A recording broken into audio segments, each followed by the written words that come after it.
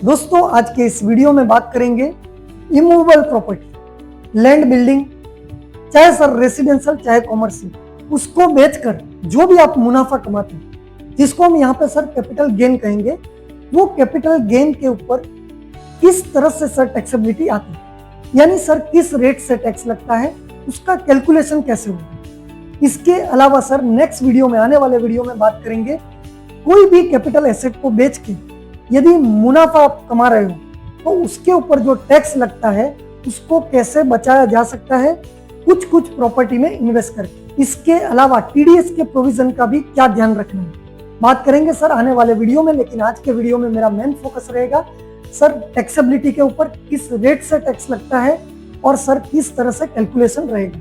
दोस्तों ये वीडियो इसलिए भी इंपॉर्टेंट हो जाता है क्योंकि सर 23 जुलाई 2024 या उसके बाद यदि आपने कोई प्रॉपर्टी खरीदी है, आप बेची है, तो सर उसमें रेट और कैलकुलेशन दोनों थोड़ा डिफरेंट रहेगा। और उससे पहले आपने कोई प्रॉपर्टी खरीद के ऑलरेडी बेच दिया है तो सर कैलकुलेशन वहां पे थोड़ा डिफरेंट रहेगा, टैक्स रेट भी थोड़ा डिफरेंट रहेगा। बात करेंगे सर आज के इस वीडियो में। नमस्कार दोस्तों, जय हिंद। उम्मीद करता हूँ साथियों एकदम बढ़िया होंगे, कुशल मंगल होंगे।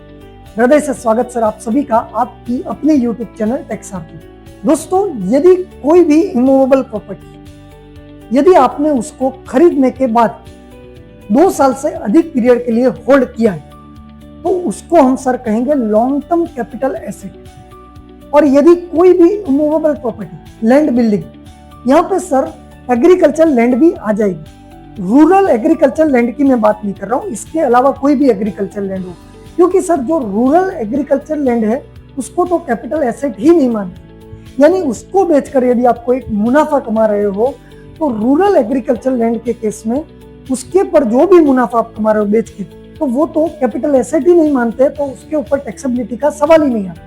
लेकिन सर इसके अलावा कोई भी एग्रीकल्चर लैंड भी हो, यदि आपने उसको होल्ड करके रखा है, यानी 2 साल से अधिक पीरियड के लिए होल्ड करके रखा है सर, तो उसको तो लॉन्ग टर्म कैपिटल एसेट कहेंगे। लेकिन सर 2 साल या उससे कम पीरियड के लिए आपने वो प्रॉपर्टी होल्ड करके रखा है, बाद में बेच दिया है उसको, तो सर उसको कहेंगे शॉर्ट टर्म कैपिटल एसेट। अब ये बाइफर्केशन सर इसलिए इंपॉर्टेंट हो जाता है क्योंकि टैक्सेबिलिटी जो होती है वो उसके ऊपर डिपेंड करती है सर, वो एसेट जो है वो लॉन्ग टर्म कैपिटल एसेट है या शॉर्ट टर्म कैपिटल एसेट। क्योंकि सर यदि शॉर्ट टर्म कैपिटल एसेट है उसको बेच के आप जो मुनाफा कमाते हो उसको शॉर्ट टर्म कैपिटल गेन कहते हैं, और वो जो टैक्सेबिलिटी है वो नॉर्मल स्लैब से सर टैक्सेबिलिटी होती है वहां पे। यानी सर कोई भी कैपिटल एसेट शॉर्ट टर्म में आप होल्ड करके बेच रहे हो, शॉर्ट टर्म कैपिटल गेन उसके ऊपर कमा रहे हो, तो वहां पे सर यदि आपकी कोई भी इनकम नहीं है, सिर्फ यहाँ से ही आप कमा रहे हो, 4-5 लाख का प्रॉफिट कमा लिए, तो सर वो 12 लाख से नीचे है, नॉर्मल स्लैब में टैक्स लगता है।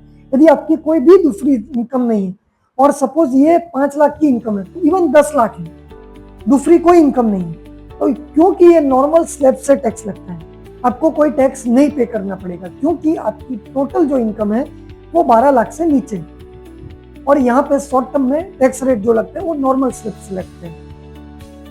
यदि sir long term capital asset है और उसको बेच के आप लॉन्ग टर्म कैपिटल गेन कमाए हो, यानी लॉन्ग टर्म कैपिटल एसेट को बेचकर आप लॉन्ग टर्म कैपिटल गेन कमाए हो, तो वहां पे सर टैक्स रेट है वो थोड़े डिफरेंट है। सपोज कोई प्रॉपर्टी आपने 23 जुलाई 2024 से पहले ही खरीदी और उससे पहले ही बेची, तो वहां पे कैलकुलेशन सर पुराने लॉ के हिसाब से रहेगा, और पुराने लॉ के हिसाब से जो टैक्स रेट है वो 20% है, यानी 20% आपको टैक्स देना पड़ेगा, सीधे सीधा 20% टैक्स देना पड़ेगा। यहाँ पे कैलकुलेशन जो है वो सेल प्राइस सर रहेगा minus purchase price minus sir cost of improvement minus transfer expenses, यानी कोई भी ट्रांसफर से रिलेटेड, सेल से रिलेटेड जो भी आपने खर्चा किया वो भी सर बाद मिल जाएगा। और एक्स्ट्रा यहाँ पे सर बेनिफिट मिलेगा इंडेक्सेशन। अब इंडेक्सेशन क्या होता है? इंडेक्सेशन यानी सर आपकी जो प्राइस है उसको इन्फ्लेशन, महंगाई दर, इन्फ्लेशन से एडजस्टमेंट किया जाता है, और वो इंडेक्सेशन रेट होता है वो गवर्नमेंट प्रोवाइड करती है। तो दोस्तों सपोज आपने 2001 में कोई प्रॉपर्टी खरीदी है, आज बेच रहे हो, तो वो 2001 की प्राइस से आज की प्राइस को कंपेयर नहीं किया जा सकता सर। 2001 में जो प्रॉपर्टी आपने लाख रुपए में खरीदी वो 2025 में उसके दाम कई गुना हो चुके हैं। तो वो सर इन्फ्लेशन से आपकी जो कॉस्ट है उसको एडजस्ट किया जाता है ताकि आपकी कॉस्टिंग बढ़ जाए, प्रॉफिट कम हो जाए और सर टैक्स कम हो जाए। तो इंडेक्सेशन का बेनिफिट मिलता है। अब वो नए लॉ के हिसाब से नहीं मिलेगा, यानी जो नए चेंजेस है उसमें ये इंडेक्सेशन का बेनिफिट को हटा दिया गया है। तो पुराने लॉ के हिसाब से यदि आपने कोई भी प्रॉपर्टी बेचकर जो भी मुनाफा कमाया है sir 20% long term capital gain है, टैक्स लगेगा। इंडेक्सेशन का बेनिफिट आप ले सकते हो और इंडेक्सेशन का बेनिफिट लेकर जो भी कैपिटल गेन है उसके ऊपर आपको टैक्स देना पड़ेगा। लेकिन सर सपोज आपने कोई प्रॉपर्टी 23 जुलाई 2024 से पहले खरीदी थी लेकिन बेच जो रहे हो वो बाद में बेच रहे हो, यानी 23 जुलाई 2024 या उसके बाद प्रॉपर्टी बेच रहे हो, खरीदी आपने पहले थी, तो वहां पे सर आपके पास ऑप्शन रहता है। जो भी ऑप्शन आपके लिए बेनिफिशियल है आप उसको चूज कर सकते हो। यानी सर 23 जुलाई 2024 से पहले आपने कोई प्रॉपर्टी खरीदी उसके बाद बेच रहे हो, वहां पे दो ऑप्शन है, एक तो 20% विथ इंडेक्सेशन और दूसरा ऑप्शन है जो नए लोग के हिसाब से, और नए लोग के हिसाब से आपको 12.5% के हिसाब से टैक्स देना है, यानी 12.5% लॉन्ग टर्म कैपिटल गेन के ऊपर। वहां पे लेकिन सर इंडेक्सेशन का बेनिफिट नहीं मिलेगा, यानी सीधे सीधा सर आपको sale price minus purchase price minus improvement cost minus transfer expenses, यहाँ पे सर आपको इंडेक्सेशन का बेनिफिट नहीं मिलेगा। दोनों कैलकुलेशन कीजिए, दोनों में से जो भी आपको लगता है आपके लिए बेनिफिशियल है आप उसको चूज कर सकते हो। लेकिन सर कोई प्रॉपर्टी आपने 23 जुलाई 2024 या उसके बाद ही खरीदी है और उसके बाद ही बेची है, वहां पे सर आपके लिए कोई भी ऑप्शन नहीं है, वहां पे सीधे सीधा आपको 12.5% के हिसाब से टैक्स देना है।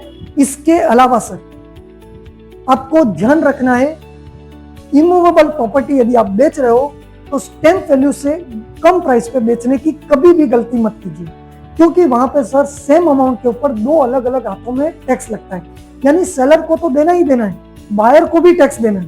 पूरा उसके ऊपर डिटेल मैंने वीडियो बनाया है, वो आप देख सकते हो, अलग से है। लेकिन सर सेलर को भी टैक्स देना है, बायर को भी, तो स्टैम्प वैल्यू से कम प्राइस पे बेचने की कभी भी गलती मत कीजिए। इसके अलावा सर टीडीएस का प्रोविजन का खास ध्यान रखिए।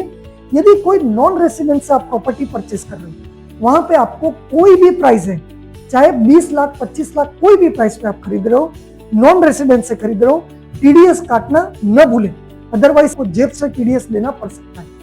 दोस्तों इसके अलावा यदि इवन रेसिडेंट से कोई प्रॉपर्टी खरीद रहे हो आप, 50 लाख से ऊपर का प्राइस है, चाहे स्टैम्प वैल्यू है या फिर चाहे सर परचेस प्राइस है, दोनों में से कोई भी प्राइस, यानी दोनों में से कोई भी अमाउंट 50 लाख या उससे ऊपर का है तो सर टीडीएस काटना न भूलें।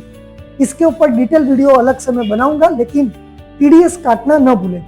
इसके अलावा सर यदि आपने कोई कैपिटल गेन कमाया है तो आपके पास ऑप्शन है सेक्शन 54 और सेक्शन 54 ईसी, जहां पे आप कोई भी रेसिडेंशियल हाउस प्रॉपर्टी बेच के रेसिडेंशियल हाउस प्रॉपर्टी में इन्वेस्ट कर सकते हो। 54 ईसी में सर बॉन्ड में आप इन्वेस्ट कर सकते हो, एनएचईसी आरईसी वगैरह के बॉन्ड है, वहां पे 6 महीने के अंदर अंदर आप इन्वेस्ट कर सकते हो।